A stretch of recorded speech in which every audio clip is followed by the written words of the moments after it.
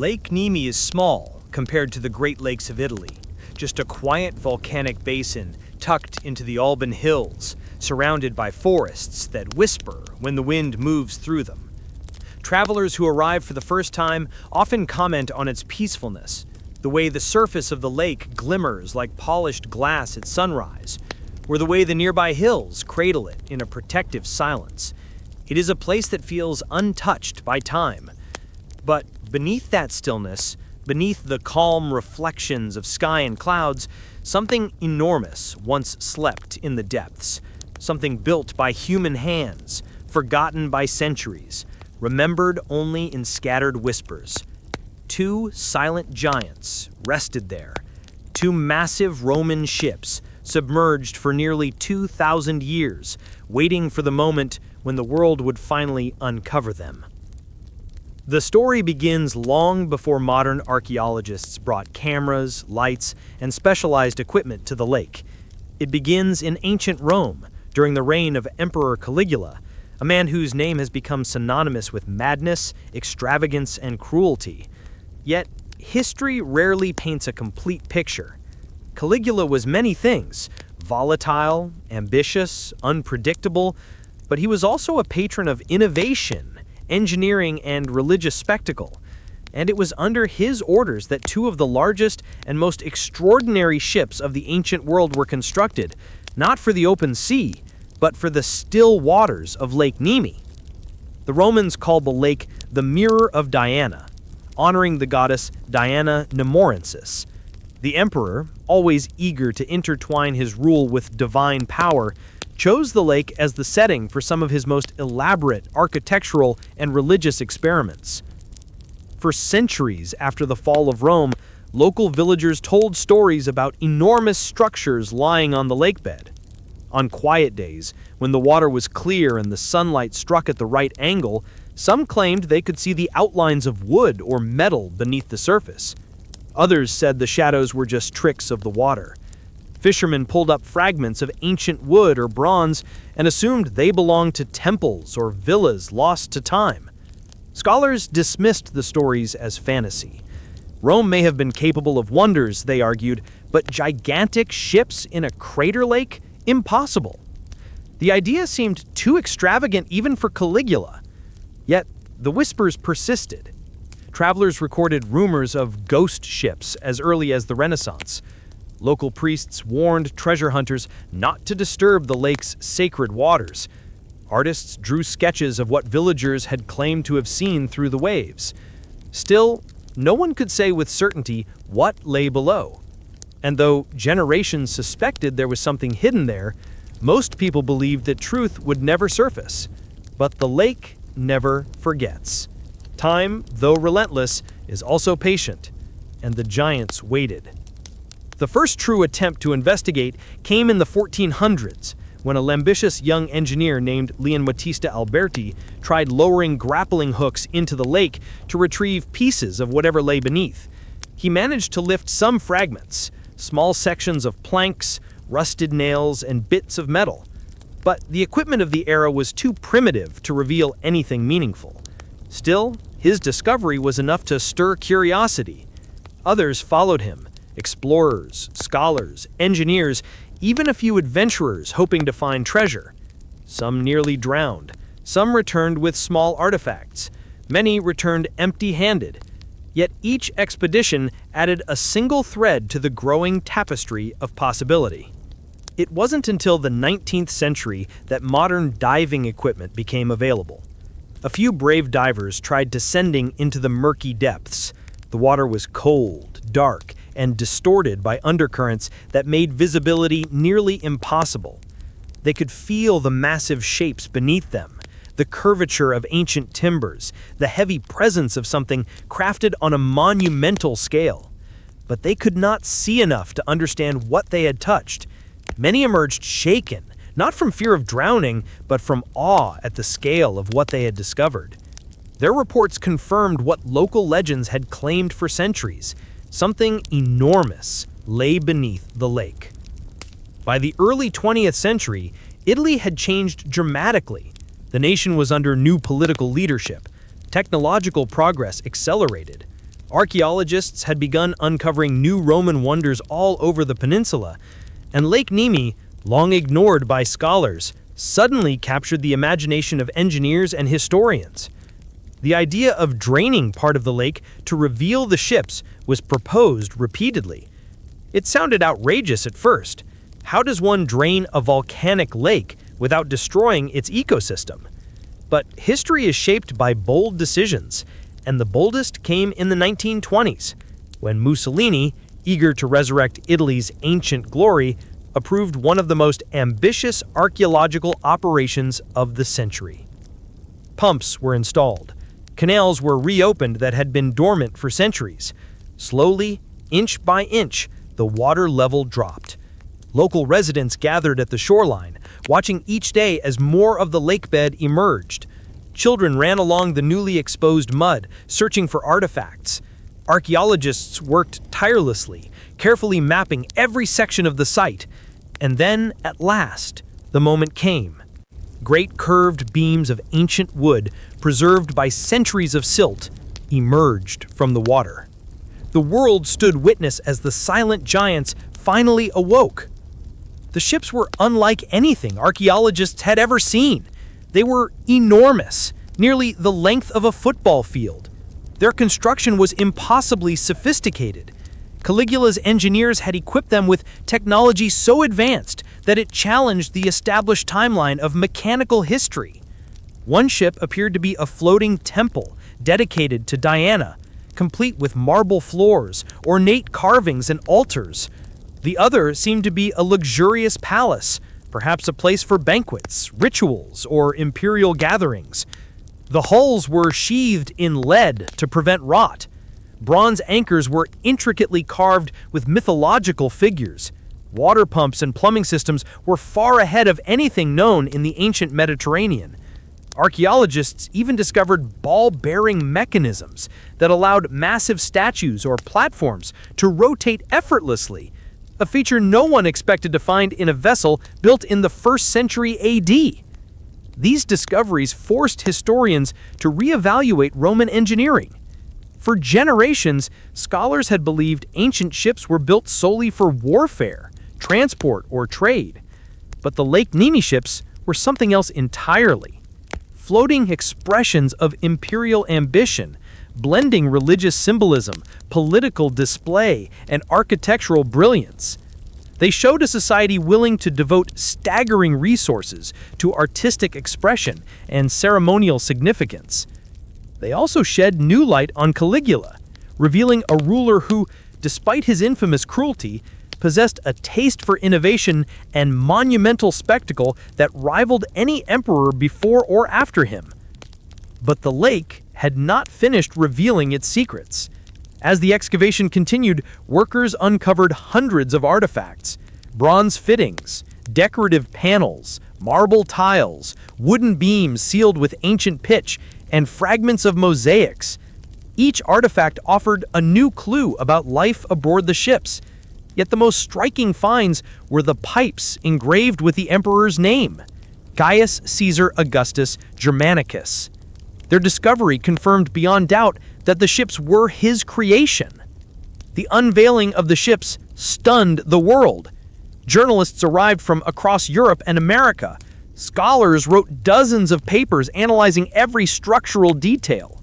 Crowds poured into Lake Nemi to witness the rediscovery of a lost wonder. Museums opened special exhibitions. Italy felt it had reclaimed a piece of Rome's ancient soul. But history is rarely gentle.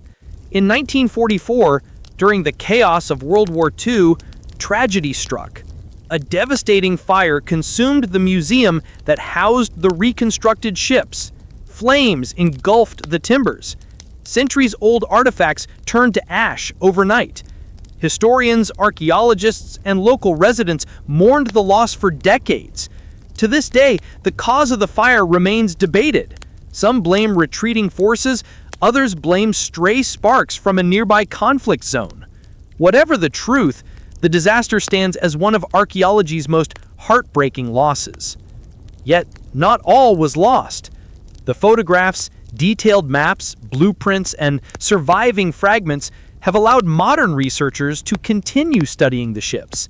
Digital reconstructions now show how magnificent they once were.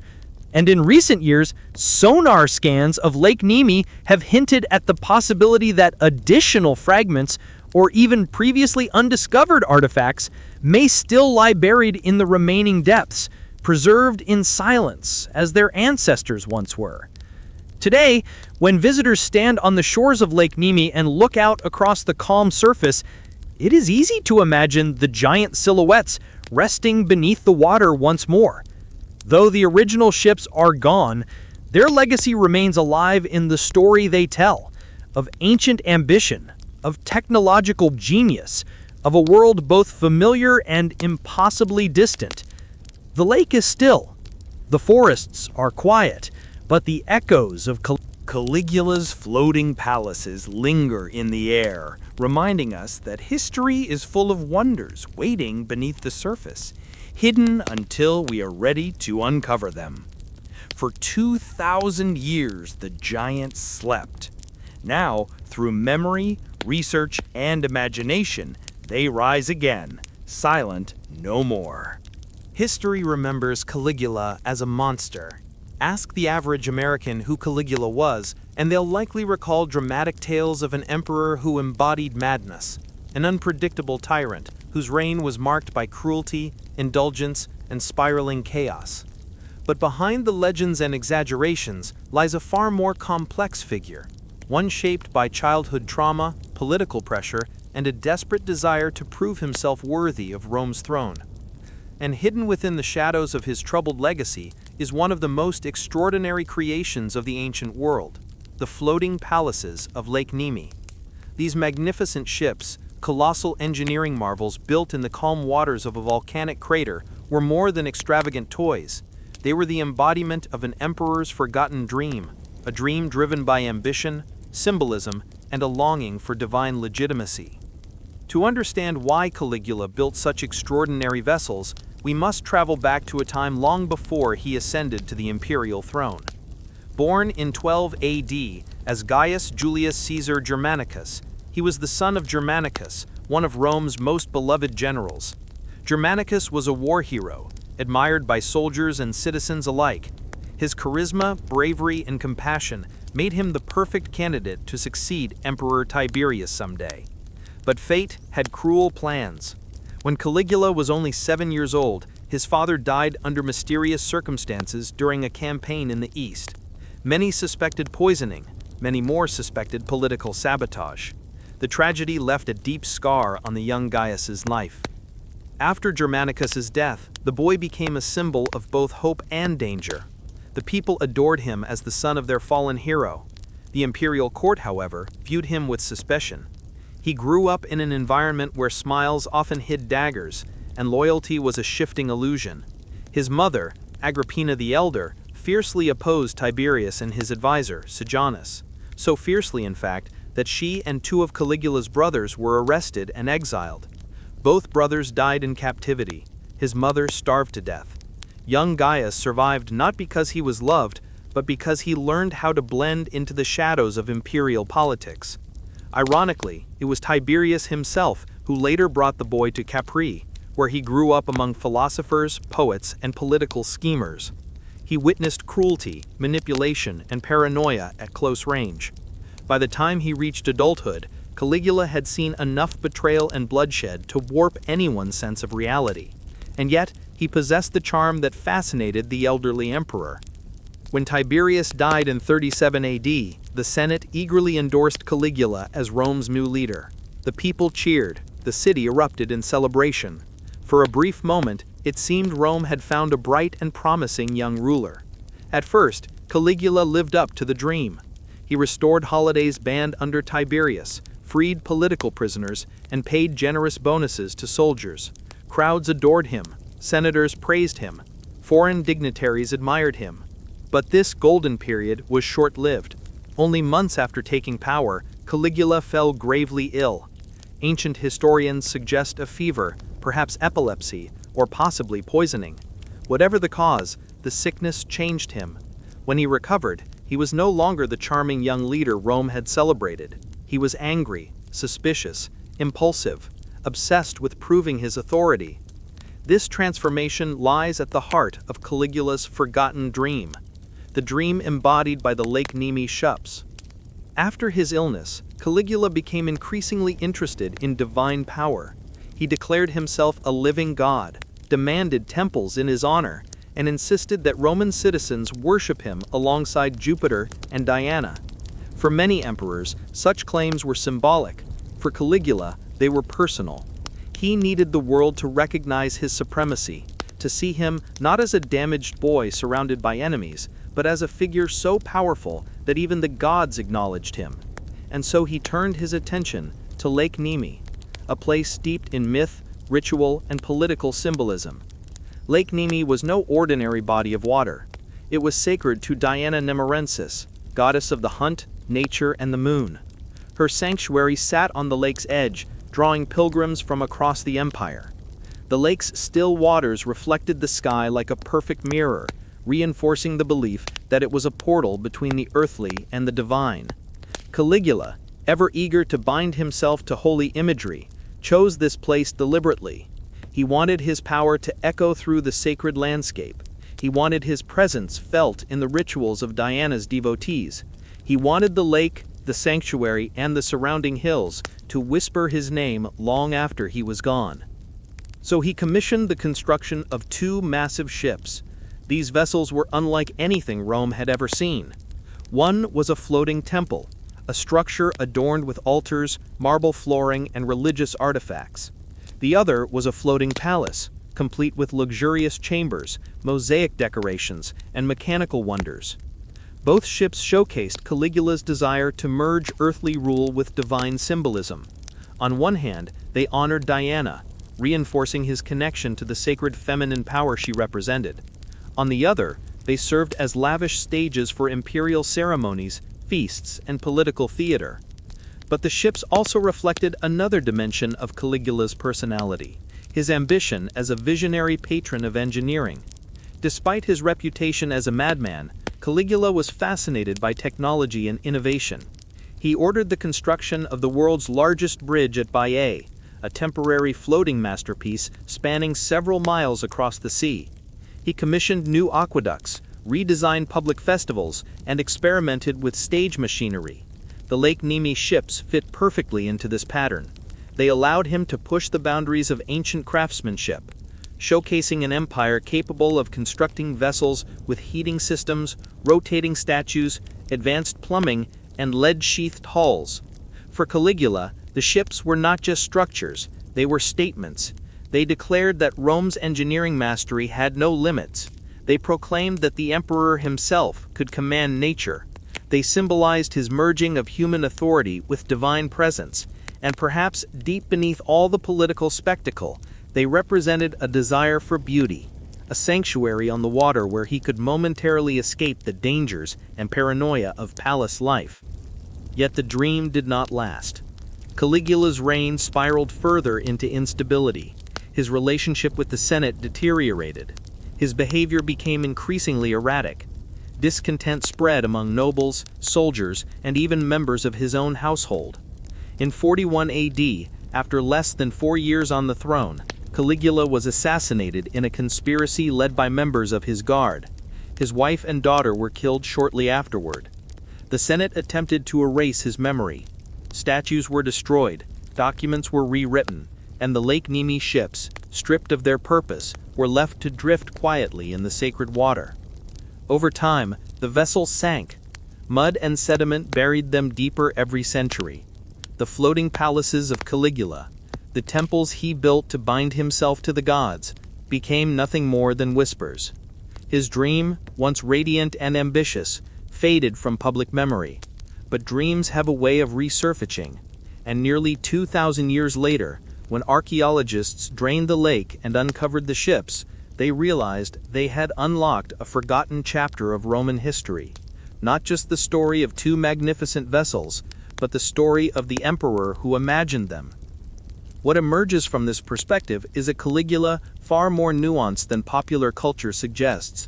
Not merely a tyrant, not merely a madman, but a man shaped by trauma, power, and a relentless desire for validation. His dream of floating palaces was born not from insanity, but from ambition, symbolism, and a yearning to be remembered as something greater than the tragedies of his youth. Though his reign ended brutally, and his memory was smeared by his political enemies, the Lake Nemi ships endure as physical proof of his creativity and engineering curiosity. Today, when we think of Caligula, we often picture the stories of excess, banquets, cruelty, and scandals. But the silent giants beneath Lake Nemi tell another story, a deeper one. A story of an emperor who dared to blur the line between mortal and divine, who turned a sacred lake into a canvas for architectural brilliance, and who sought, through grandeur and invention, to carve his legacy into the very landscape of Rome. His dream may have sunk beneath the waters, but in rediscovering the ships, the world rediscovered him, not as the caricature of cruelty, but as a complex figure whose forgotten dreams continue to echo across millennia. Long before archaeologists descended upon Lake Nemi with measuring tools, cameras, pumps, and technical expertise, the people who lived around the crater lake had already built a rich tapestry of stories, myths, and whispered secrets about the waters that mirrored the sky. Lake Nemi was serene and beautiful, but also mysterious, its still surface hiding something ancient, something massive, something that villagers claimed can sometimes be seen when the morning sun cuts sharply through the mist. To outsiders, these tales sounded like superstition. To the people of Nemi, they were truths handed down across generations. And for nearly 2,000 years, long before historians confirmed the unbelievable, the locals had insisted that ghost ships slept at the bottom of the lake. The origins of these whispers stretched deep into antiquity. Lake Nemi was sacred to Diana Nemarensis, the Roman goddess of the moon, forests, and wild creatures. Her sanctuary, nestled among the hills, made the crater lake a pilgrimage site for centuries. Rituals took place at night, under moonlight that glowed against the lake's surface. The priests who served Diana were bound by ancient codes, and the rituals they performed were shrouded in secrecy. These elements created an aura around the lake so powerful that even Romans, who worshipped dozens of gods, treated Nemi with unusual reverence. In this environment of sacred mystery, legends flourished. Travelers passing through the Alban Hills often recorded hearing strange sounds, whispers coming from the water, ripples forming without wind, shadows moving beneath the surface. Some said that Diana's spirit roamed the lake at night, gliding across the water on a phantom vessel. Others believed the lake was a portal, a threshold between the mortal world and the realm of the divine. And among these tales was the most persistent of all, that two great ships lay beneath the waves, abandoned by an ancient emperor whose power had once shaken Rome. The earliest written reference to the submerged giants dates back to the Roman historian Suetonius, who briefly mentioned Caligula's extravagant floating palaces built upon Lake Nemi. But long after the empire fell and Latin texts faded from everyday memory, the villagers continued repeating stories about the sunken structures. For centuries, their accounts were dismissed as folklore. Yet their descriptions were strangely consistent, generation after generation. Old fishermen were often the storytellers. Sitting on the stone steps near the lake's edge, they spoke of mornings when the water was so still that you could see the outline of something enormous, a curved shadow, a glimmer of metal, a long wooden beam lingering just below the surface. They recalled how nets would sometimes snag on pieces of ancient timber or strange bronze objects. These fragments, when brought to shore, puzzled anyone who examined them. They were unlike anything used in recent centuries. Some of the metalwork looked almost ceremonial. Others bore marks or patterns that hinted at lost craftsmanship. During the late Middle Ages, these stories became tinged with superstition. Villagers believed the lake was guarded by spirits, some benevolent, others dangerous.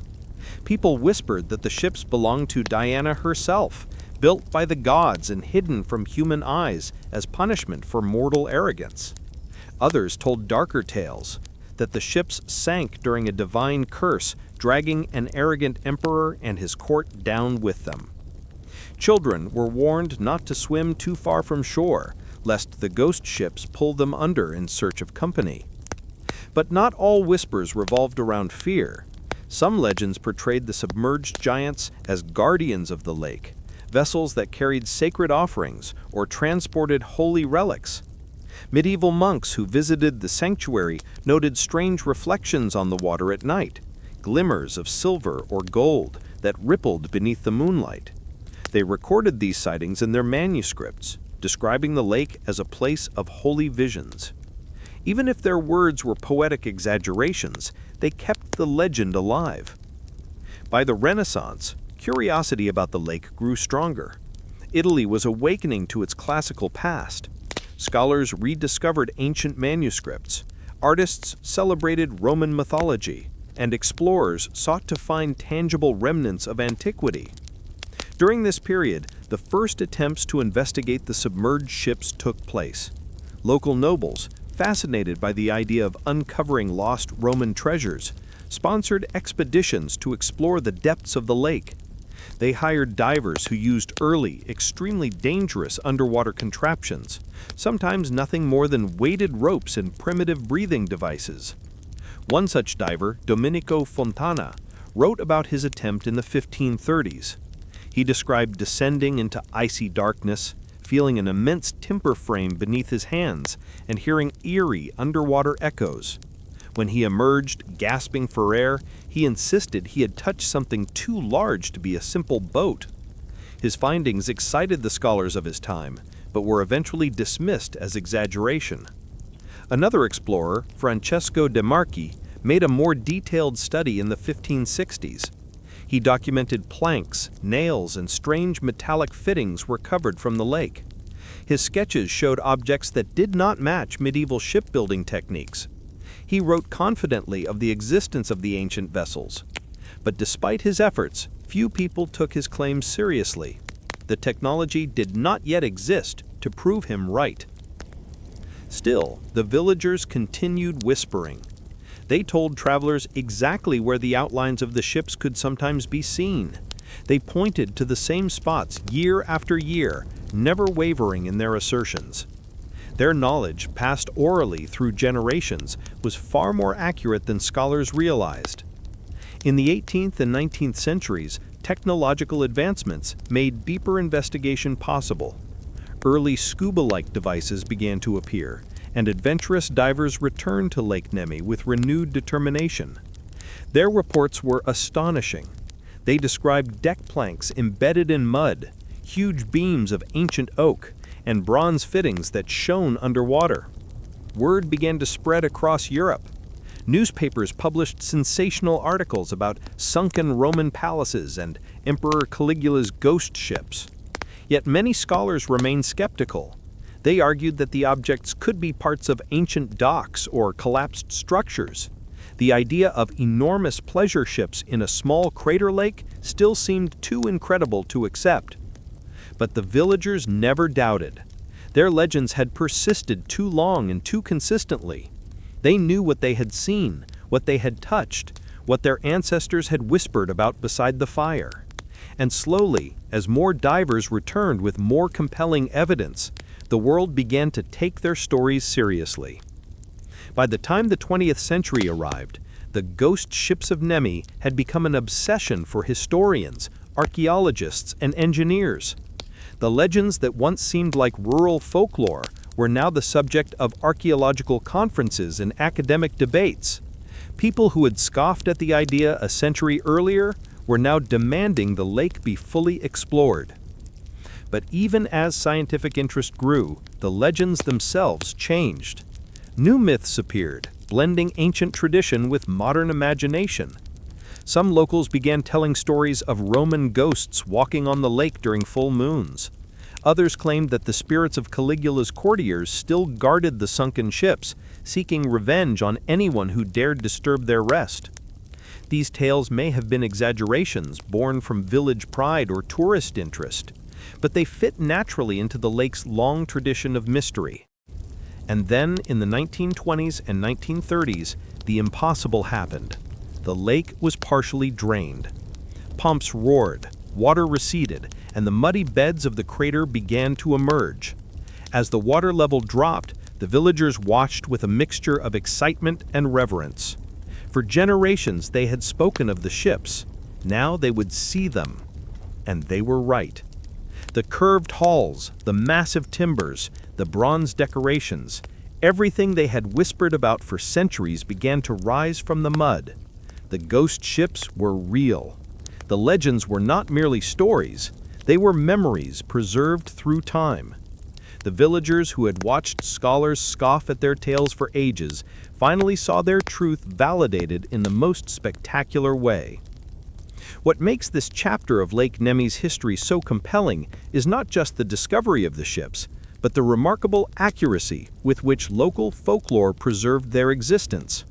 Generations of farmers, fishermen, monks, and shepherds passed the story forward with surprising fidelity. Their myths carried details that were scientifically verified centuries later.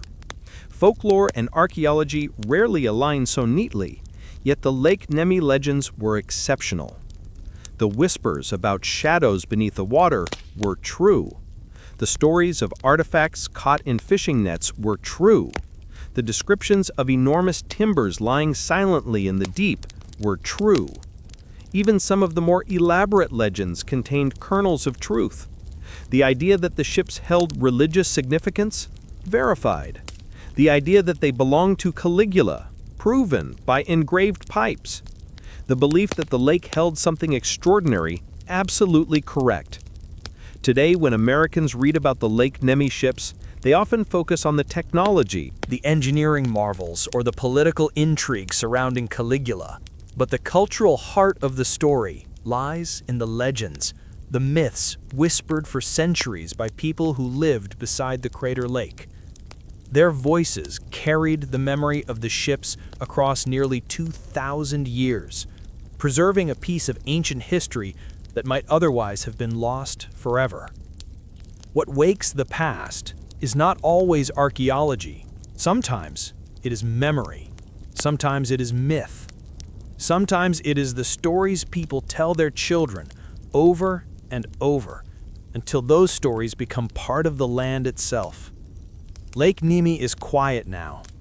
The sanctuary of Diana is a place of peaceful ruins.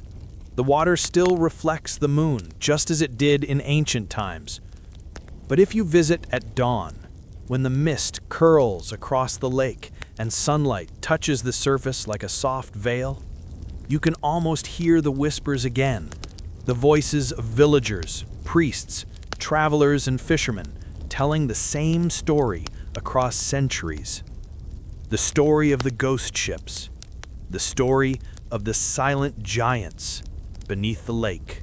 Long before emperors, engineers, and archaeologists turned their eyes toward Lake Nemi, the crater lake was already a world unto itself. Holy, ancient, and deeply woven into the spiritual heart of central Italy. Its waters were calm and mirror-like, reflecting the moon so perfectly that Romans believed Diana herself used the lake as her celestial looking glass. They called her Diana Nemirensis, Diana of the woods, Diana of the lake, Diana the huntress, guardian of women, protector of the wild, and mistress of all things sacred beneath the moon. To the ancient inhabitants of the Alban Hills, Lake Nemi was not merely a body of water. It was a living shrine, one that pulsed with stories, rituals, and a spiritual gravity that shaped generations. The sanctuary of Diana stood proudly on the lake's northern shore, surrounded by dense forests and quiet footpaths. Pilgrims arrived from distant provinces seeking blessings for fertility, safe childbirth, healing, or protection in the dangerous wilderness. The very landscape radiated a sense of otherworldliness. Trees leaned inward as if bowing toward the sacred lake. Birds circled above the sanctuary in tight patterns, as though guarding its secrets. And at night, when torches flickered along the temple's stone walkway, the moon reflected in the water with such clarity that it seemed to float both above and within the lake at the same time. This mystical setting made Lake Nemi one of the most symbolically powerful places in the Roman world. And it is here, amid this sacred landscape of goddess worship and ancient ritual, that Emperor Caligula's floating palaces found their spiritual roots. To understand why the lake mattered so profoundly, we must first understand Diana herself. In Roman mythology, Diana represented independence, strength, and purity. Unlike the more political gods of Rome, Jupiter, Mars, Minerva, Diana was not tied to the state.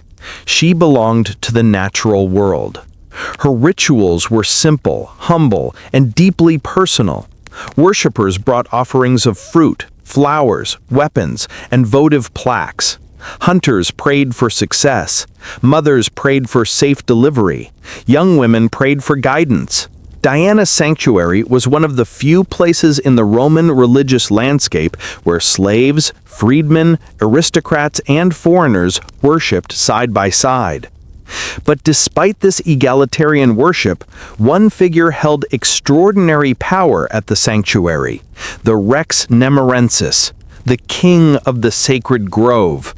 His story reads like a page torn from a mythological thriller. The Rex Nemorensis was not elected. He did not inherit his authority. He became king through a brutal ritualistic duel. According to tradition, any runaway slave who reached the sanctuary and managed to break a branch from a sacred tree earned the right to challenge the reigning priest king. If he killed the king in combat, he became the new ruler, bound to defend his life in the same manner. This ritual fascinated ancient writers, including Strabo and Ovid. To them, Lake Nemi symbolized a raw, archaic form of religion, one untamed by the state, one that predated Rome itself. This ancient ritual came to represent something powerful: the cycle of death and rebirth, the eternal struggle between man and nature, and the sacred authority of the goddess who watched over the lake. When Caligula entered this world, he recognized the lake's symbolic potential immediately. Unlike many emperors, Caligula had always been drawn to religious spectacle. He understood how sacred landscapes could amplify political power, and Lake Nemi, with its mystical allure and centuries of myth, offered him a canvas unlike any other. If the emperor could harness the holiness of the lake, if he could build something magnificent upon its waters, he could bind his own authority to Diana's ancient legacy. In this context, the two massive ships he built were far more than luxurious toys. They were symbols. They were statements. They were vessels designed to fuse imperial authority with divine presence. Imagine the scene: the sun setting behind the Alban Hills, torches lit along the shoreline, priests chanting, the smell of incense drifting across the lake, and Caligula stepping onto a floating temple that glowed with polished marble and oil lamps. The emperor, already shaping himself as a divine figure, used the sacred waters to elevate his status, both literally and symbolically. These ships were not only marvels of engineering, they were floating stages upon which the emperor could perform rituals, host ceremonies, and demonstrate his closeness to the goddess. The first ship is believed to have served as an elaborate floating shrine. Its deck was decorated with mosaics. Bronze statues stood at its stern. Altars were placed where priests could offer sacrifices to the moon goddess. It may have hosted night ceremonies during lunar festivals, with Caligula positioned in a place of honor. The second ship, even larger, appeared to be a floating palace, a place for imperial banquets, performances, and political gatherings. Though luxurious, it still carried the spiritual resonance of the lake. Even entertainment became a form of ritual expression. But why choose water at all? Why build floating palaces instead of expanding the sanctuary on land? To the Romans, water was a powerful symbol. It represented purity, transformation, and connection to the divine. Lakes, in particular, were seen as mirrors of the heavens, a place where gods could be glimpsed in reflection. By placing his structures on the water, Caligula transformed ordinary religious reverence into a spectacle of cosmic symbolism. Every torch reflected in the lake doubled the light of his ceremony. Every ripple echoed through the mountains like a whispered blessing. And every movement aboard the ships suggested a dance shared between emperor and goddess. Caligula's motivations were not only spiritual, they were also deeply political. At the time, Rome was undergoing significant social and political tension. The Senate harbored resentment toward the emperor's growing self-identification as a living god. Many aristocrats questioned his legitimacy and ridiculed his attempts at divine association. But at Lake Nemi, Caligula could bypass these critics. Here, he didn't need senatorial approval. He didn't need public monuments etched in marble. He had the sacred waters, the ancient rituals, and the spiritual authority of Diana behind him. In the emperor's mind, aligning himself with Diana strengthened his divine narrative. Symbolically, it tied him to themes of rebirth and renewal. It cast him as both protector and ruler of a sacred realm. And it allowed him to build something extraordinary, something that would outlast the political squabbles of Rome. Which, ironically, it did. Long after Caligula was assassinated in 41 AD, long after the Senate tried to erase his memory, long after the empire shifted through dozens of rulers, the ships remained. They sank slowly but preserved themselves in the sediment of the lake. The sanctuary continued to operate for centuries. Pilgrims still left offerings. Rituals persisted.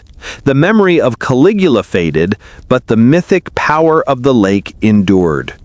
Medieval visitors knew nothing of the emperor's floating palaces, but they still sensed the sanctity of the lake.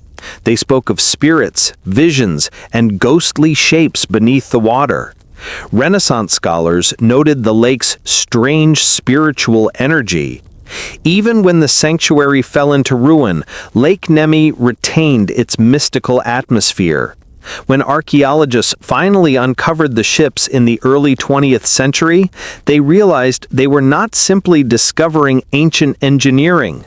They were unearthing a sacred memory, a forgotten chapter of Rome's religious landscape. The ships revealed details scholars never expected. Marble floors that echoed temple architecture, bronze animal heads symbolizing Diana's connection to nature, religious altars positioned with ceremonial precision, plumbing and heating systems that allowed rituals to continue through cold nights, decorative motifs featuring moon imagery, hunting scenes, and sacred symbols. These artifacts confirmed what legends had hinted at for centuries. Caligula's vision for Lake Nemi was rooted in religion, ritual, and symbolism. He built floating temples not only for spectacle, but to align himself with forces older and more powerful than Rome itself. To modern historians, the sacred waters of Diana represent one of the most fascinating intersections of faith and state power in the ancient world. Lake Nemi was not just a religious site. It was a political stage, a spiritual theater, a place where emperors could rewrite their image using myth, ritual, and architectural brilliance. Today, visitors who stand near the lake's edge, a world away from ancient Rome, can still feel the quiet power of the place. The forests still rustle with timeless peace. The water still reflects the moon. And though the ships are gone, burned during the tragedies of World War II, the lake still holds their memory. In the ripples, in the mist, in the silence, there is still a sense of something sacred, something ancient, something waiting to be remembered. When archaeologists first uncovered the remains of Caligula's Lake Nemi ships in the early 20th century, many stared in disbelief. Some whispered, some laughed in shock, others simply fell silent. Nothing in the known archaeological record, nothing in Roman naval history, nothing in ancient civil engineering could have prepared them for what they saw. The ships were impossibly large, impossibly ornate, impossibly advanced.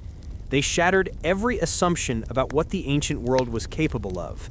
And yet, here they were, floating palaces constructed almost 2,000 years earlier, so sophisticated that they looked like something out of the Renaissance or early modern Europe, not the 1st century AD. These were not ships in the ordinary sense. These were architectural masterpieces disguised as vessels, temples and palaces set afloat on a volcanic lake, a fusion of engineering brilliance and imperial imagination. They weren't meant for sailing across the sea. They were designed to dominate a sacred landscape, to function as platforms for rituals, ceremonies, and perhaps even hedonistic gatherings. But how did the Romans build something so extraordinary? How did ancient engineers, without electricity, without steel, without modern tools, create these floating marvels? The answer lies in a brilliant combination of craftsmanship, mathematics, architecture, and bold experimental thinking. To understand their construction, one must first appreciate the ambitious scale of the ships. The larger vessel measured nearly 240 feet long and 78 feet wide, dimensions comparable to modern naval barges. The smaller one was not much smaller. These weren't rowboats, warships, or merchant vessels. These were the largest wooden ships ever built in the ancient world, matching even the legendary giant ships of Egypt's Ptolemies. Roman engineers began with what they knew, naval architecture, but they had to adapt dramatically. Traditional Roman ships were built for speed, maneuverability, and durability at sea. Lake Nemi's vessels required none of that. Instead, they needed stability, surface space, and the structural capacity to support monumental loads like marble floors, bronze statues, heavy roofing, and large gatherings of people. The engineers accomplished this by creating a hybrid of naval and architectural design. The hulls were crafted from sturdy oak timbers, joined together using mortise and tenon joints, an advanced woodworking technique in which carved wooden pegs locked beams tightly in place without nails. This method, used in Greek and Roman shipyards, allowed for incredible strength and flexibility. But for the Nemi ships, the joints were unusually large, and the beams were thicker than anything used in regular Roman naval construction. These ships were built not to cut through waves, but to hold their shape under enormous pressure. The outer hulls were coated with pitch and sheathed in lead plates, a technological marvel in itself. Lead sheathing was so rare and expensive that only the most elite Roman vessels used it. It protected the wood from worms, rot, and water damage.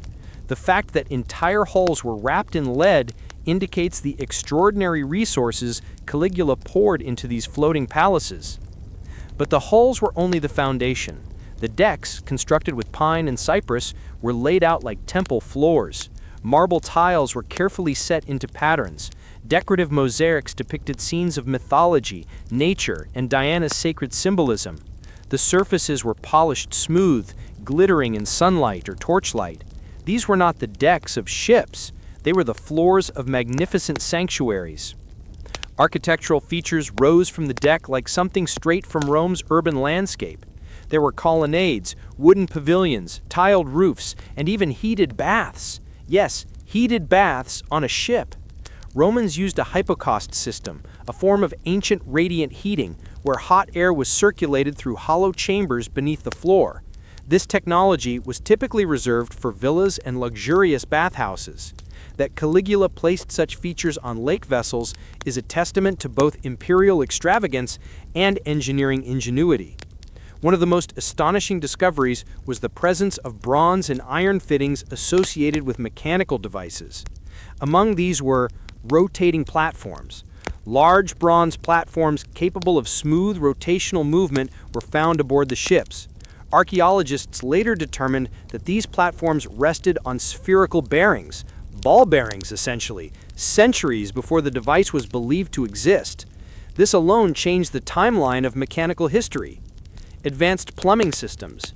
Pipes made of bronze and lead ran through the ship's infrastructure, forming a complex water management system. They delivered water to baths, fountains, or ritual basins. Many of these pipes bore the engraved stamp of Gaius Caesar Augustus Germanicus, Caligula's full imperial title, linking the emperor directly to their construction. Anchoring technology. The ships used enormous bronze anchors, intricately cast and decorated with animal motifs, wolves, lions, and mythological creatures. Their size and artistry suggest ceremonial significance as much as practical purpose. Pivoting oar assemblies. Although the ships were never intended for long voyages, they did feature large steering oars mounted on pivoting mechanisms that allowed precise directional control within the lake. These were crafted with extraordinary workmanship, likely using metal in reinforced joints. Their architectural splendor extended even further. Some sections of the ships were painted in vivid colors, reds, blues, and gold, using pigments mixed with wax to withstand water exposure. Panels of imported marble, some from Greece, others from North Africa, were embedded into walls or shrines.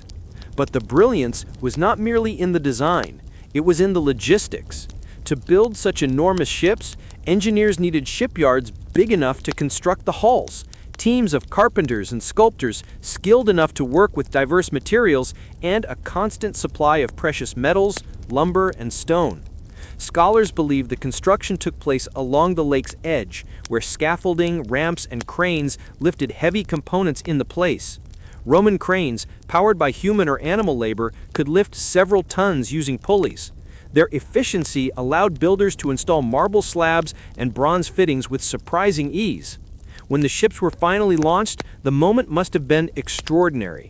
Imagine the shores of Lake Nemi crowded with workers, priests from Diana's sanctuary, imperial officials, and perhaps Caligula himself. As the immense hull slid into the water, one can picture the gasps, the cheers, or maybe the stunned silence.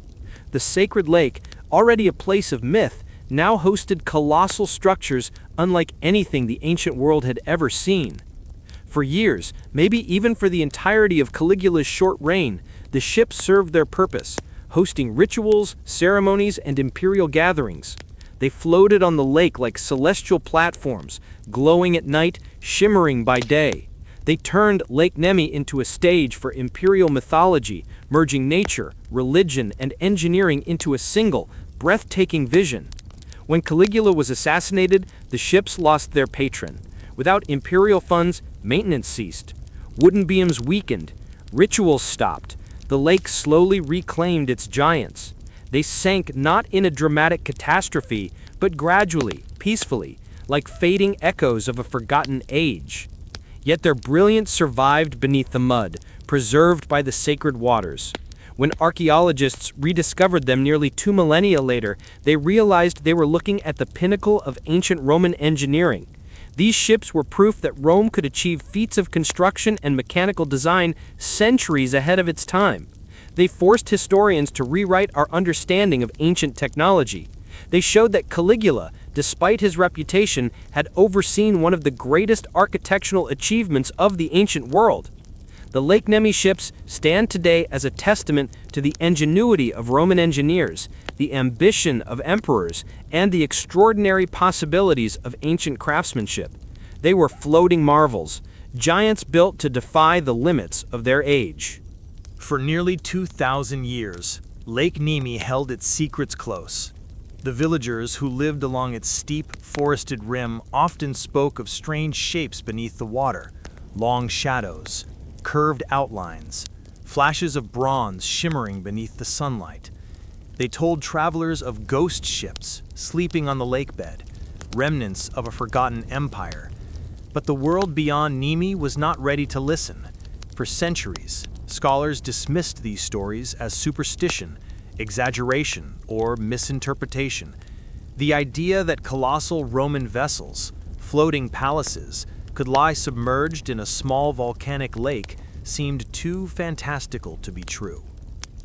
And so began the long battle between local memory and academic skepticism, a quiet war waged across generations.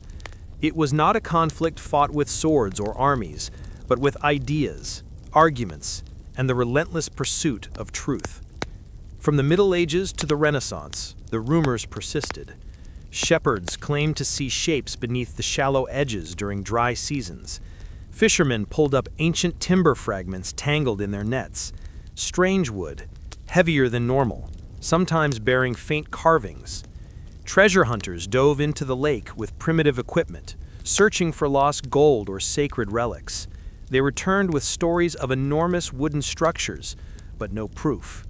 And without proof, the scholarly world turned away. In the 15th century, one of the first documented attempts to verify the ships came from an ambitious engineer, Leon Battista Alberti. Alberti was a Renaissance visionary, architect, mathematician, and scholar, but even he approached Lake Nemi cautiously.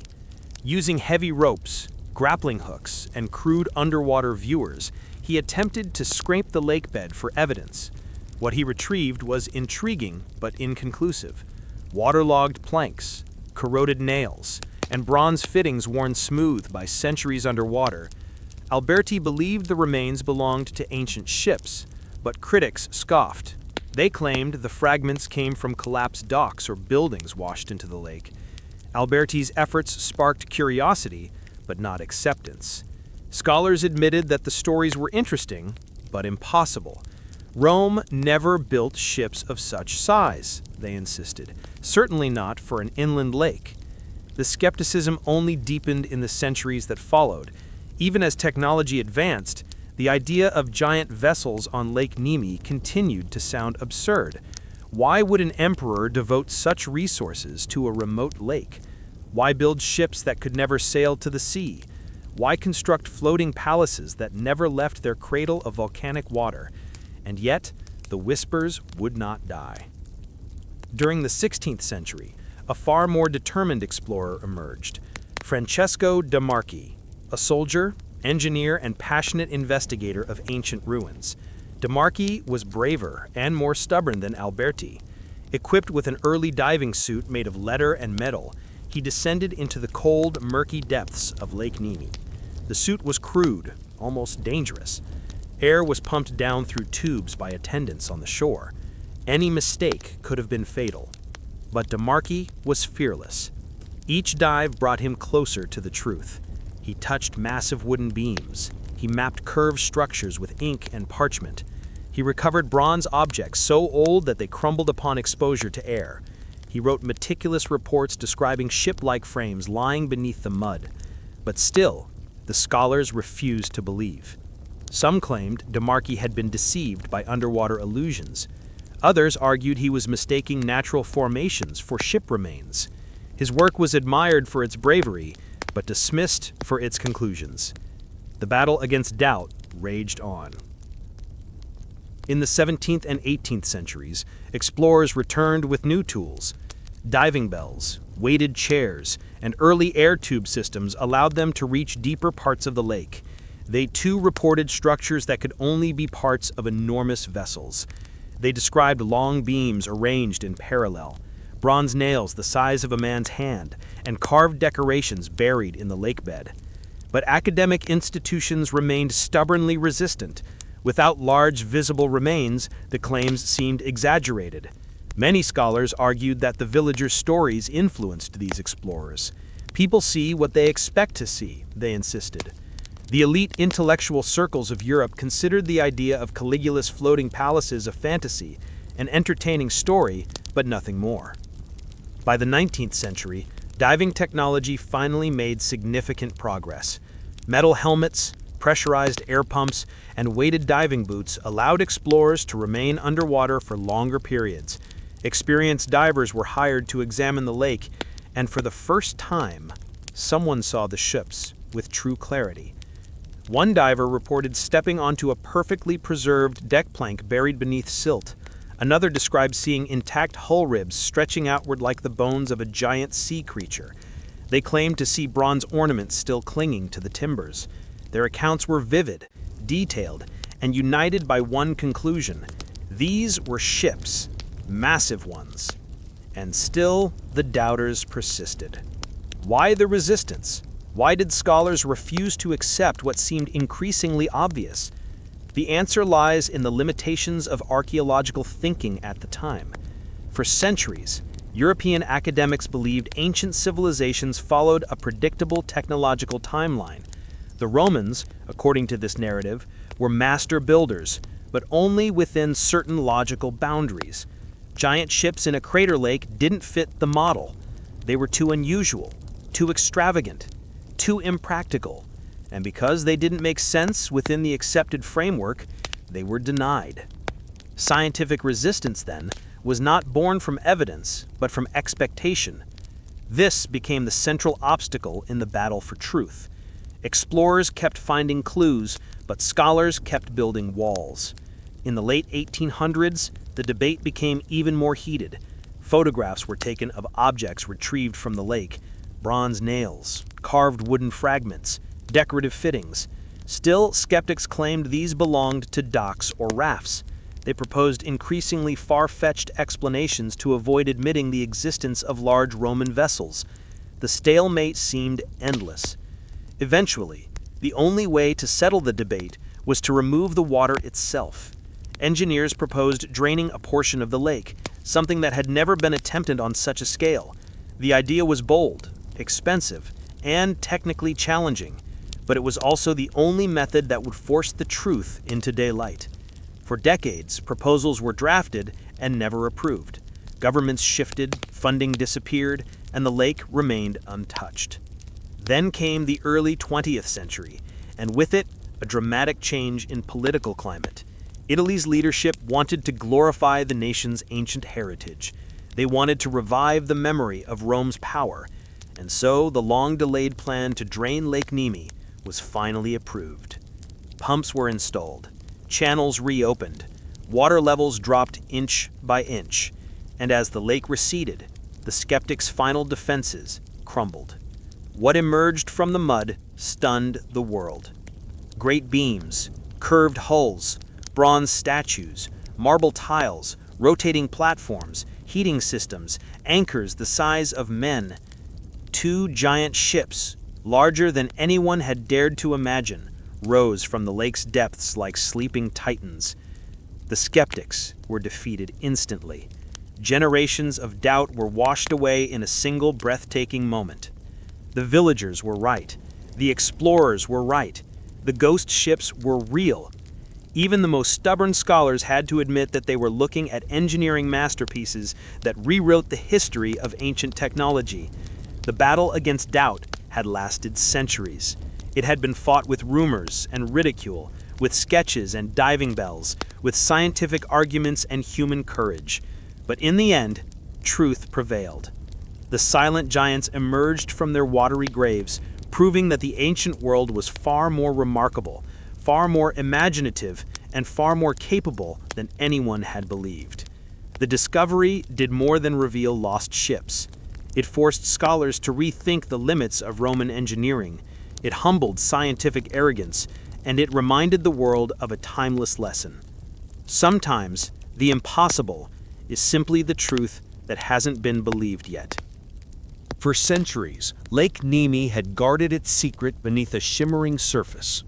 Villagers spoke of shadows under the water.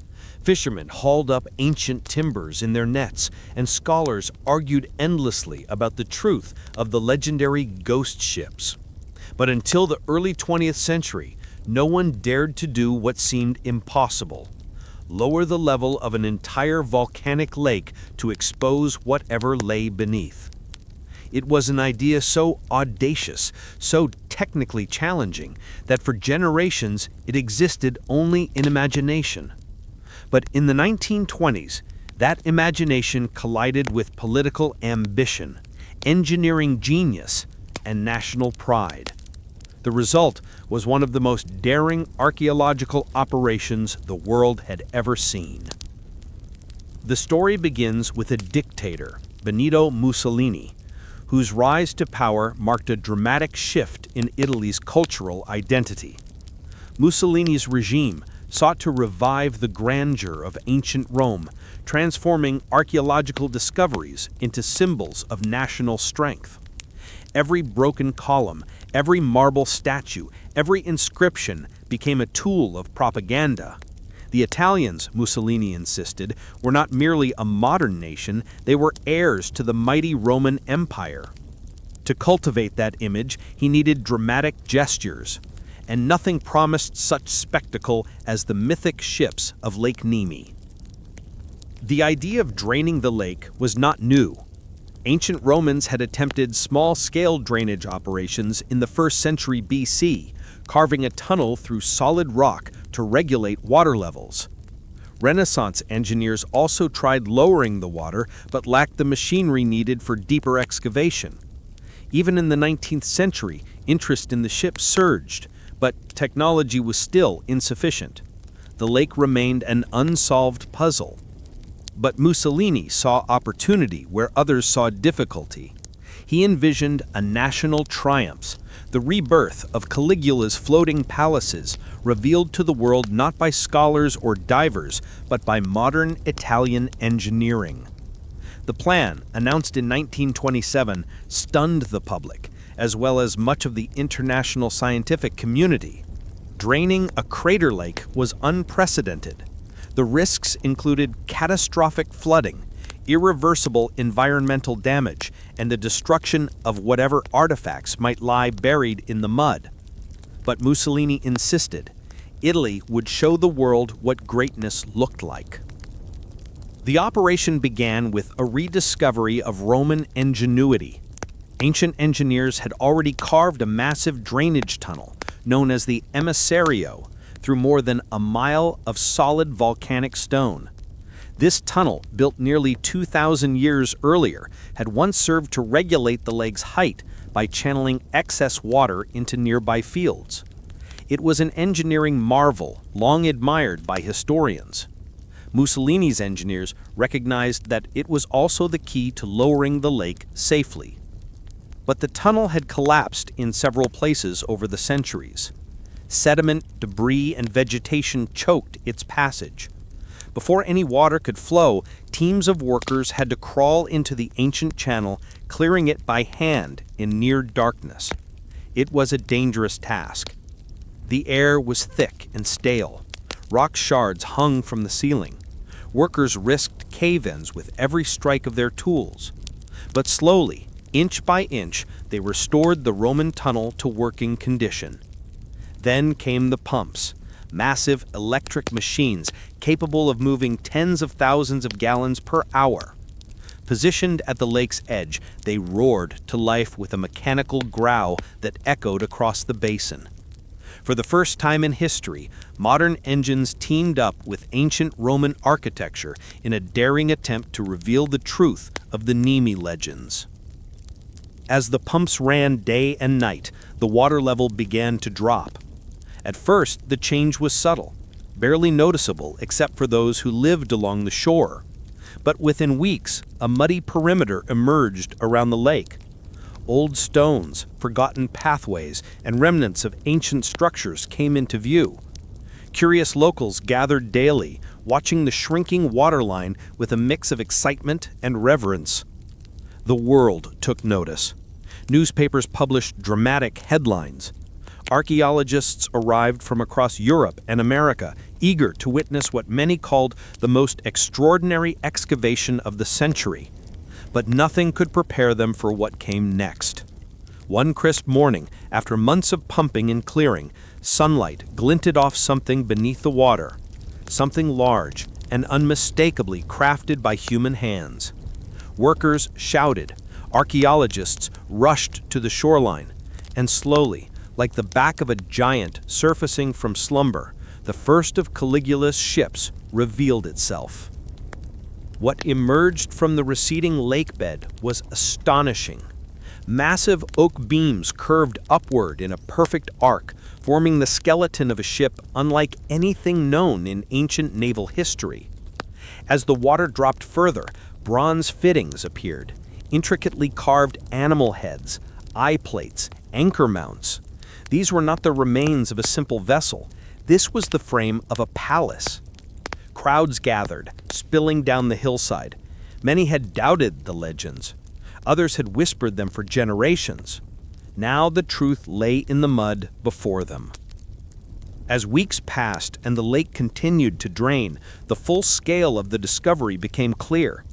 The first ship stretched nearly the length of a football field. When the second ship emerged, even larger, the crowd gasped. This was no myth, no superstition, no exaggerated village tale. These were engineering marvels built under Emperor Caligula, complete with marble flooring, heating systems, decorative statues, and mechanical devices centuries ahead of their time. The operation was not without its dangers.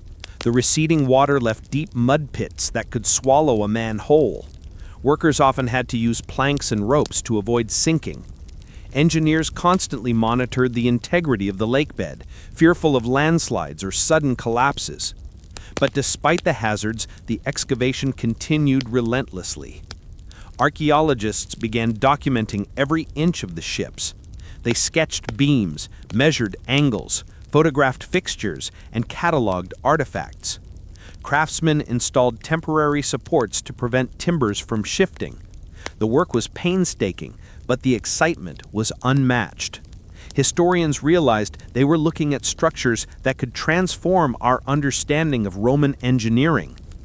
The ships were so well preserved that even minor details, like nails, wooden pegs, and decorative carvings, remained intact.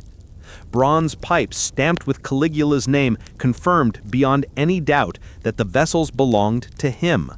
Sophisticated plumbing systems, rotating platforms, and marble-lined rooms suggested a level of luxury previously unimagined. By the time the lake reached its lowest level, Italy had accomplished what generations of explorers and scholars had failed to achieve. The ancient Roman ships had risen from the depths, not through myth or dreams, but through one of the boldest engineering feats of the modern era. Mussolini proudly toured the site, calling it a testament to Italy's greatness. International delegations arrived to marvel at the reconstruction efforts. For a brief moment, Lake Nemi became the center of the archaeological world. But the draining of the lake did more than reveal the ships. It brought together ancient and modern engineering, bridging the past with the present in a way few projects could. It showed how Roman construction techniques, like the Emissario Tunnel, still held power centuries later. It reminded the world that technological innovation is not a straight line, but a series of rediscoveries. And it proved that stories handed down through generations often contain truths hidden beneath the surface, truths waiting only for courage and audacity to be uncovered. Today, the draining of Lake Nemi is remembered as one of the most dramatic archaeological operations in history. A feat that shocked the world, a triumph of engineering over doubt, and a moment when the whispers of the past rose into the light, revealing the breathtaking legacy of Caligula's floating palaces. The lake has since refilled, quiet and serene once more. But in its depths, the echoes of gears, pumps, and ancient timbers still linger, an eternal reminder that even the deepest secrets of history can rise again when determination meets imagination. When the waters of Lake Nemi finally receded in the early 20th century, the world expected to see ruins, rotted timbers, corroded iron, and the skeletal outlines of ancient Roman vessels. What they did not expect was a revelation so staggering, so technologically advanced, that it would force historians to rewrite entire chapters of ancient history. Caligula's ships, once dismissed as myth, rose from the mud carrying secrets of craftsmanship far beyond their time. These were not mere boats. They were floating laboratories of innovation, adorned with beauty, and built with astonishing mechanical sophistication. As archaeologists began to explore the massive wooden structures, stretching nearly the size of a football field, they realized that every plank, every beam, every piece of metal had a story to tell. These artifacts, pulled from centuries of silence, revealed a Roman world more ingenious, creative, and technologically capable than anyone had believed. The first discovery to astonish researchers was also the simplest: the wood itself. The massive oak timbers were preserved so well in the lake's oxygen-poor mud that the grain patterns were still visible. These beams were carved with precision, fitted using advanced mortise and tenon joints that locked into place like puzzle pieces. No nails, no guesswork, just engineering mastery. But this was merely the prologue to a much deeper chapter of innovation. One of the earliest surprises came from the ship's hull. Archaeologists expected wooden planking. They did not expect lead sheathing, entire sheets of lead carefully fastened to the hull's exterior. Lead sheathing was an expensive technology, rarely seen outside the most elite naval constructions. It protected the ship from worms, water erosion, and long-term decay. That Caligula used it on vessels meant for a lake, never intended to cross open seas, was extraordinary. It meant these ships were not designed for function, but for permanence. They were symbols meant to last. Then came the plumbing.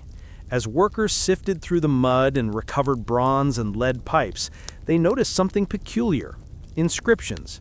Many pipes were stamped with the full imperial title Gaius Caesar Augustus Germanicus. There was no room for doubt. Caligula himself had commissioned the water systems aboard the ships. But the real surprise was the engineering behind them. The plumbing system included valves, joints, drainage channels, and small basins. These ships not only carried water, they managed it, circulated it, and controlled it. This level of sophistication was barely understood in the Middle Ages, yet here it sat on a vessel constructed in the 1st century AD. Imagine the scene: warm water flowing through marble-lined rooms, perhaps feeding a small bath, fountain, or ritual basin. Aboard these ships, luxury met innovation in ways that stunned modern engineers. If the plumbing impressed scholars, the ball-bearing platform left them speechless. Buried beneath layers of mud was something that looked shockingly modern: a rotating platform supported by small bronze spheres, effectively an early form of ball bearings. Before this discovery, historians believed ball bearings were invented in the Renaissance, described only in the sketches of Leonardo da Vinci. Yet here, in a ship built nearly 1,500 years earlier, the Romans had already mastered the concept. The platform may have been used to rotate statues, altars, or decorative columns. Whether for religious rituals or imperial theatrics, the mechanism displayed mechanical genius far ahead of its time. The discovery forced scholars to revise assumptions about ancient inventiveness. Rome, it seemed, had been experimenting with advanced mechanical systems long before historians thought possible. As workers continued excavations, they uncovered dozens of bronze fittings, each one a masterpiece. Some were shaped like the heads of lions, wolves, or wild boars, symbolic guardians tied to the goddess Diana. Others were functional: cleats, brackets, hinges, and anchor mounts that showed remarkable precision. Bronze, difficult to cast in large pieces, had been sculpted into intricate designs with artistic and structural perfection. The anchors themselves were astonishing. Unlike the simple stone or iron anchors common in ancient maritime history, the Nemi ships used bronze anchors, heavy, elaborate, and decorated with ornate patterns. These anchors were not just functional tools, they were ceremonial artifacts, symbols of imperial presence on the lake. Then came the mosaics. As conservators gently lifted tiles from the ship's interior rooms, they realized they were looking at works of art typically found in luxurious villas, not on boats. The mosaics featured geometric shapes, wave patterns, and symbolic images. Some tiles were made of rare stones imported from Africa or Greece. Others were cut from marble and arranged with meticulous precision. It was clear that Caligula had not merely wanted vessels, he wanted floating palaces, sanctuaries on the water that mirrored the grandeur of Rome itself. The discovery of the mosaics changed the way historians viewed Roman interior design. No one expected to find such delicate artistry on ships. The fact that the vessels supported this weight without sinking was a testament to the extraordinary engineering behind them. Researchers also discovered a vast array of metalwork, so much so that the Nemi ships effectively became a museum of Roman metallurgy. There were tools, fasteners, hinges, relief panels, and pipes. Some pieces bore elaborate engraving, others were designed for strength and durability. Iron clamps and bronze rivets revealed how ancient engineers blended metals to enhance structure. Decorative bronze plates captured mythological scenes, each one a tiny masterpiece. One of the most surprising artifacts was a set of large bronze ring brackets shaped like animal heads. These were used for mooring ropes, but their craftsmanship was so exquisite that archaeologists initially mistook them for ceremonial sculptures.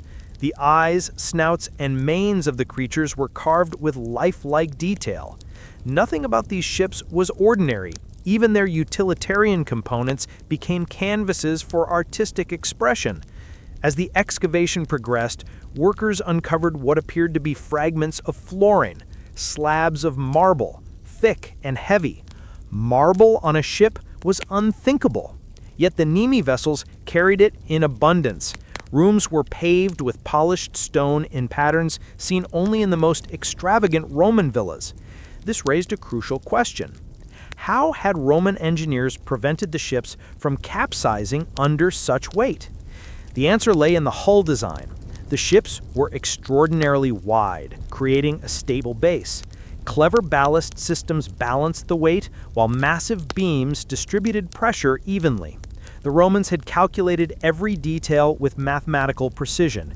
Nothing was accidental. These finds rewrote more than history. They reshaped the entire perception of Roman capability. Historians who had once dismissed the ships as myth now confronted indisputable evidence of ancient brilliance. The artifacts challenged long-standing assumptions about technology, architecture, and artistry. They revealed that the Romans not only understood advanced engineering concepts, they executed them with elegance and creativity. The ships became a time capsule of Roman innovation. Ball bearings indicating mechanical intelligence, plumbing systems showing mastery of water management, mosaics and marble floors proving luxury at sea or lake, bronze anchors and fittings displaying metallurgical excellence, decorative art demonstrating cultural richness. Every artifact, no matter how small, offered a glimpse into a world where craftsmanship and ambition intertwined seamlessly. Sadly, many of these wonders were lost in the 1944 fire that destroyed the museum housing the ships. But photographs, drawings, and surviving fragments preserve their memory. Today, these artifacts continue to inspire engineers, historians, and artists alike.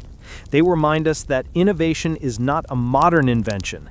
It is a human trait stretching back through centuries of creativity. Caligula's ships were more than vessels. They were floating archives of technological brilliance. They carried not just marble and bronze, but the legacy of ancient genius.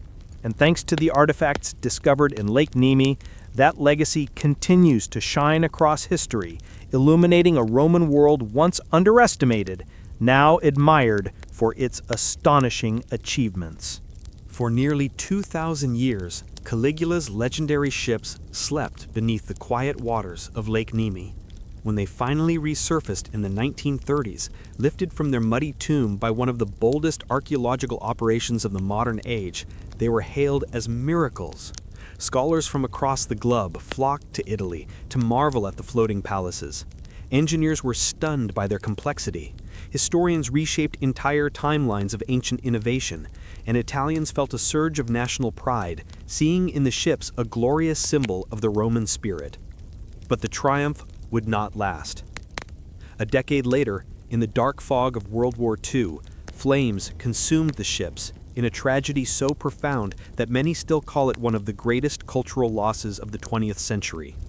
The destruction of the Nemi ships was not merely the loss of wooden timbers and bronze ornaments, it was the erasure of irreplaceable pieces of human history. It was a wound inflicted not just on Italy, but on the archaeological world, on art, on engineering, on our collective memory of the ancient world. The story of this tragedy begins in the 1930s, when the ships were housed proudly inside the Museo delle Navi Romane, a modern museum built specifically to protect and display them. Designed with massive steel arches and wide open spaces, the museum held the two immense vessels side by side, allowing visitors to walk along platforms and admire the craftsmanship of Roman shipwrights up close. Tourists marveled at marble floors, bronze fittings, mosaics, and mechanical systems centuries ahead of their time. Children stared in awe at lion-headed mooring rings. Scholars spent hours sketching and measuring the beams. For the first time in nearly 2 millennia, the world had the chance to stand in the presence of Caligula's vision. But as the 1940s dawned, a storm was gathering across Europe. The Second World War crept closer to Italy's heartland. Bombings, invasions, betrayals, and shifting political alliances engulfed the nation. Museums attempted to protect their artifacts by storing them underground, hiding them in vaults, or relocating them to the countryside. But the Nemi ships were different. They could not be moved. They were too large, too heavy, too fragile. Their museum was their sanctuary, and as fate would have it, their prison. In 1943, after Italy surrendered to the Allies and shifted sides in the war, German forces occupied much of the country, including the region around Lake Nemi. The museum fell under German control. For months, local residents watched anxiously as soldiers came and went, their boots echoing across the concrete floor where the ancient ships rested. Crates of ammunition and fuel were sometimes stored nearby. Tension hung in the air like smoke waiting for a spark. On May 31, 1944, the spark finally came.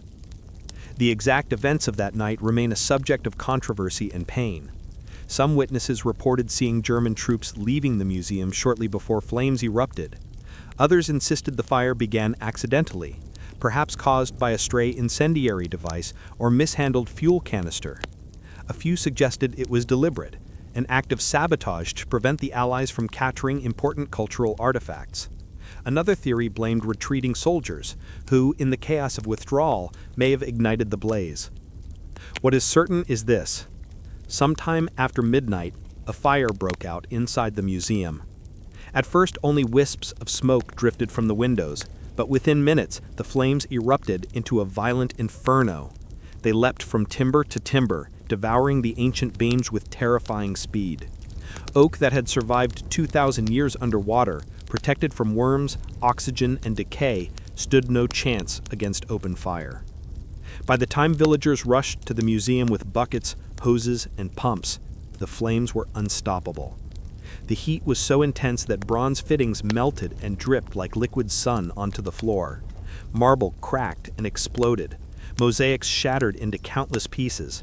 The wooden holes, so carefully preserved for centuries beneath the lake, curled and collapsed in glowing waves of destruction. The scene was unbearable. People cried openly. Others screamed in anger or fell to their knees in despair. One elderly man who had helped with the 1930s excavation as a young worker reportedly wept until he collapsed. Even German soldiers, stunned by the inferno, stood helplessly outside, unsure whether the fire had been accidental or part of the brutal chaos of war. The fire burned throughout the night.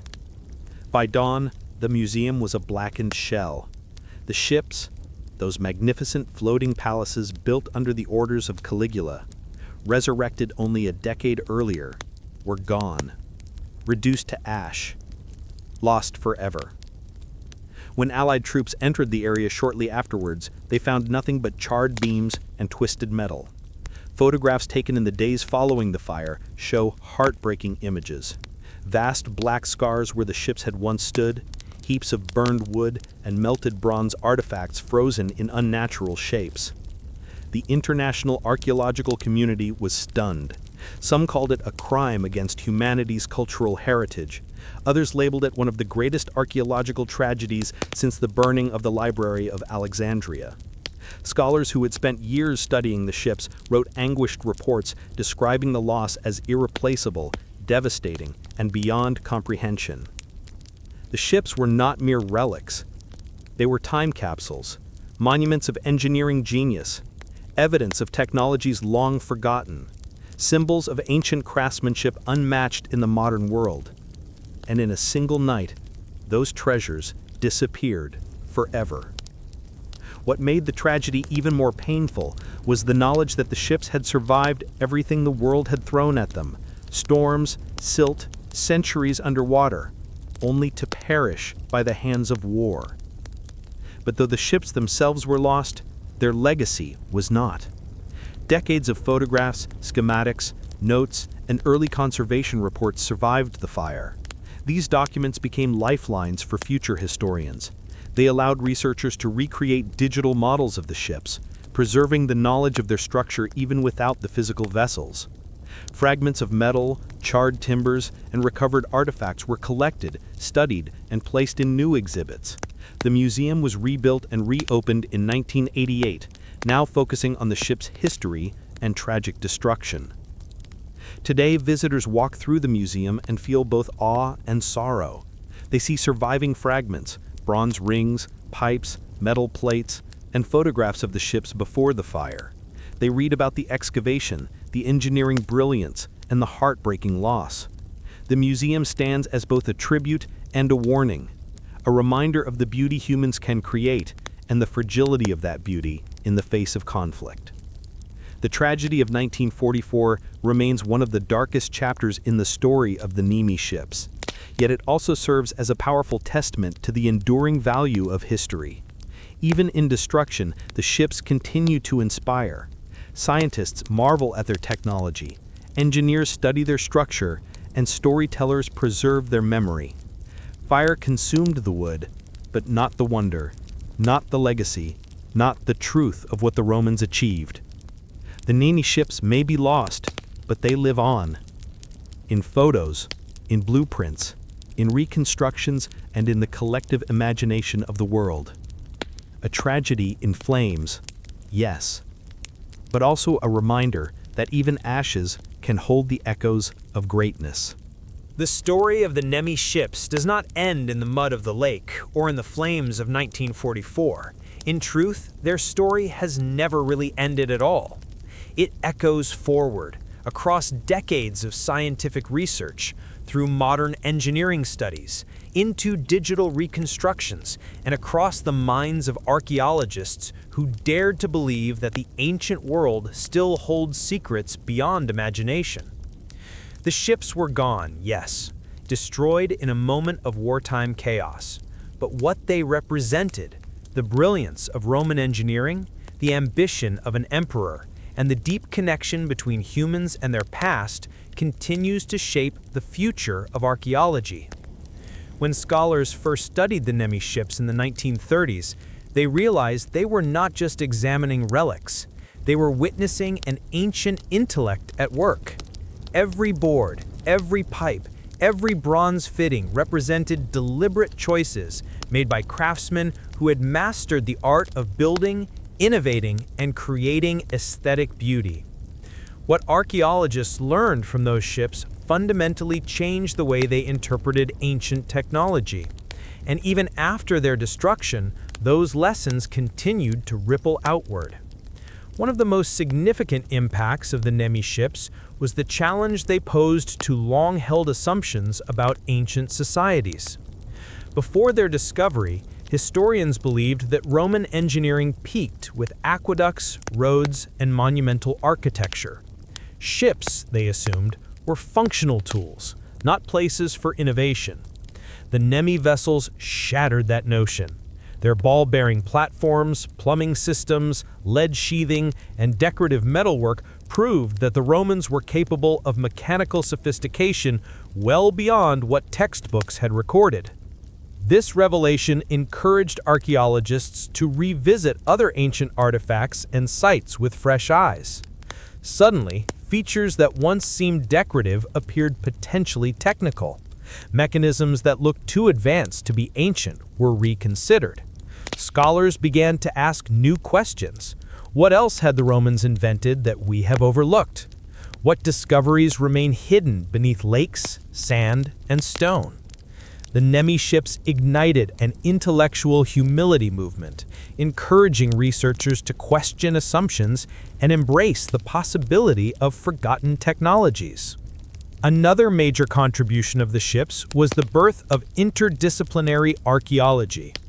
When the ships were excavated, specialists from various fields, engineers, carpenters, metalworkers, architects, geologists, and historians had to collaborate. The complexity of the vessels required expertise far beyond traditional archaeology.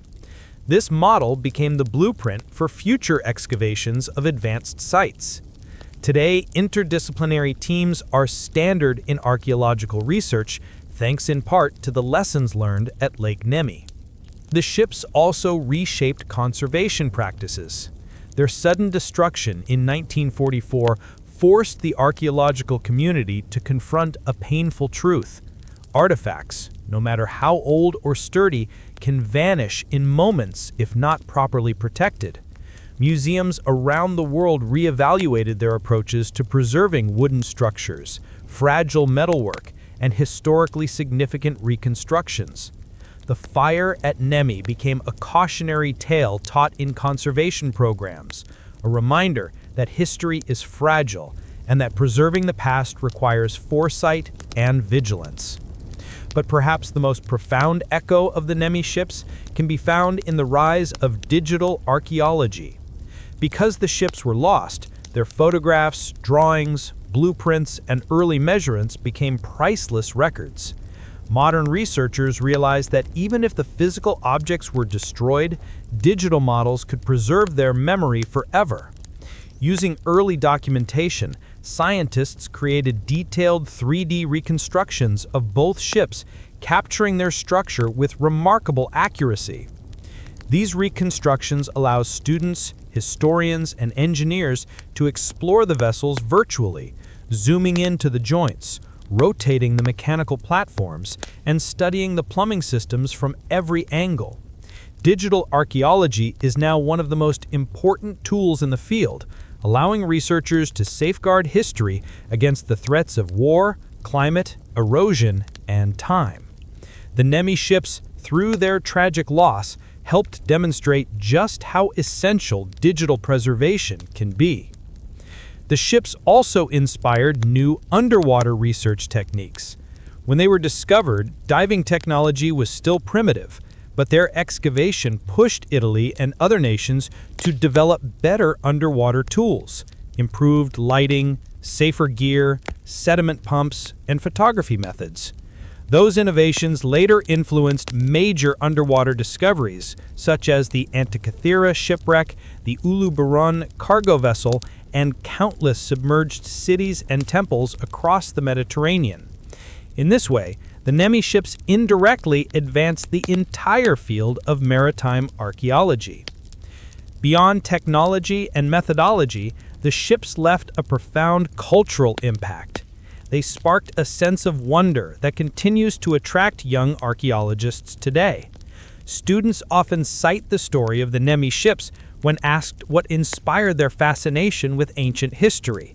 The idea that something so grand, so technologically advanced, could sleep unseen beneath a quiet lake for 2,000 years resonates deeply. It reminds us that the past is not dead, it is simply waiting. The ships also shifted public imagination. When news of the discovery spread in the 1930s, people around the world were captivated. They wrote letters, collected newspaper clippings, and studied black and white photographs with awe. The idea that the Romans built floating palaces, equipped with heating, plumbing, and mechanisms centuries ahead of their time, captured the global imagination. Even after the destruction, the mystery lived on. Documentaries, novels, museum exhibits, and academic lectures continued to explore the story. The ships became symbols of a lost world, inviting people to dream about what else might lie beneath the earth and sea. Perhaps the greatest lesson the Nemi ships offer for the future of archaeology is this: there is still so much we do not know. For every famous ruin standing on land, there are dozens of unknown sites buried under mud, sand, forests, and oceans. The ships remind us that history still holds surprises, astonishing, world-changing surprises. They remind us that legends can be real, that myths often contain truth, and that skepticism, while valuable, should never blind us to possibility. In recent years, new surveys of Lake Nemi have revealed that fragments from the ships may still lie buried deep beneath the water, preserved by mud just as the original beams were. Some researchers believe that additional artifacts or structural elements could yet be found. And though the original ships are gone, the lake still whispers with mystery. Modern scanning technology, ground-penetrating radar, underwater sonar, and drone imaging may one day uncover new secrets. But the future of archaeology is not only about finding artifacts. It is also about understanding them, about decoding the intentions, cultures, and innovations of the people who built them. The Nemi ships challenge archaeologists to read the past not as a linear timeline, but as a complex tapestry woven with paradoxes, leaps in innovation, and human brilliance. They challenge researchers to think big, to dig deeper, to question everything, to believe in the impossible.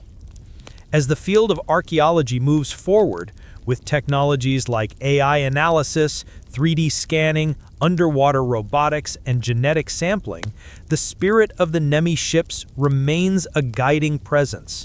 They stand as reminders that the past can be more advanced, more surprising, and more beautiful than we imagine. Their ashes still speak. Their legacy endures. Their echo travels through every discovery made today and every excavation yet to come. The ancient Romans built floating palaces. The world doubted. The lake revealed the truth. War tried to erase it, but the echo survived. And as long as the story of the Nemi ships is told, the empire that built them will never be forgotten. Not in the stones of Rome, not in the depths of a crater lake, and not in the future of archaeology, where their lessons continue to shape the discoveries of tomorrow.